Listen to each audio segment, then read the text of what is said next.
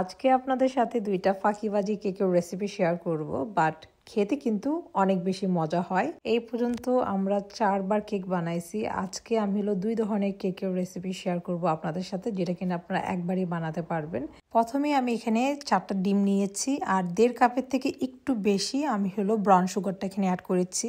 কেকে একদম মিষ্টি ছিলই না বলা চলে, আমি ট্রাই করেছি যতটুকু কম চিনি অ্যাড করা যায়।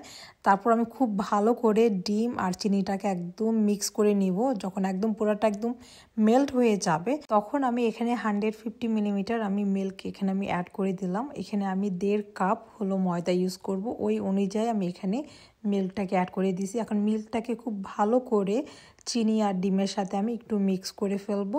তারপর আমি এখানে 1.5 কাপ ময়দা অ্যাড করতেছি। এখন যেহেতু এখানে আমি ছোট ছোট 2টা কেক বানাবো, যদি আপনারা দেখেন যে মিল্কের পরিমাণটা বেশি হয়ে গেছে সেখানে কিন্তু আপনারা ময়দার পরিমাণটা একটু বাড়িয়ে দিতে পারেন। আবার যদি দেখেন যে ময়দার পরিমাণটা একটু বেশি হয়ে গেছে, চাইলে আপনারা একটু মিল্ক অ্যাড করতে পারেন। এখানে আমি 1 table spoon baking powder use করেছি। আপনারা চাইলে এখানে কর্নফ্লাওয়ার আর বেকিং সোডাও ইউজ করতে পারেন। আমি এই 2টা পার্ট স্কিপ করেছি।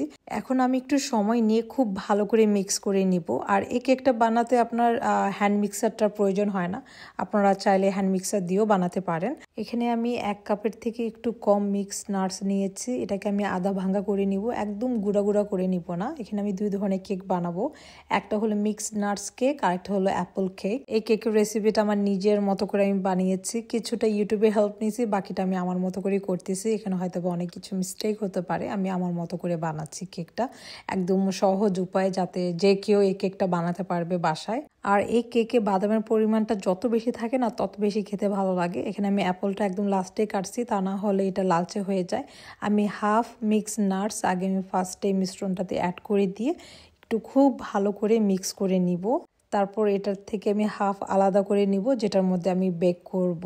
তারপর বাকি যতটুকু নাটস বাকি ছিল সেটা আমি এটার উপরে দিয়ে দিব। তারপর হালকাভাবে এটাকে আমি মিক্স করে দিব, খুব বেশি একদম নাড়াচাড়া করব না। বিশ্বাস করবেন কি না, এই মিক্স বাদামের কেকটা এত বেশি মজা হয়, এভরি বাইটের সাথে একটা অন্যরকম ফ্লেভার। আমার কাছে তো অনেক ভালো লাগে। এর আগে কখনো বানানো হয় না, এই প্রথমবার আমি মিক্স নাটসের কেক বানিয়েছি।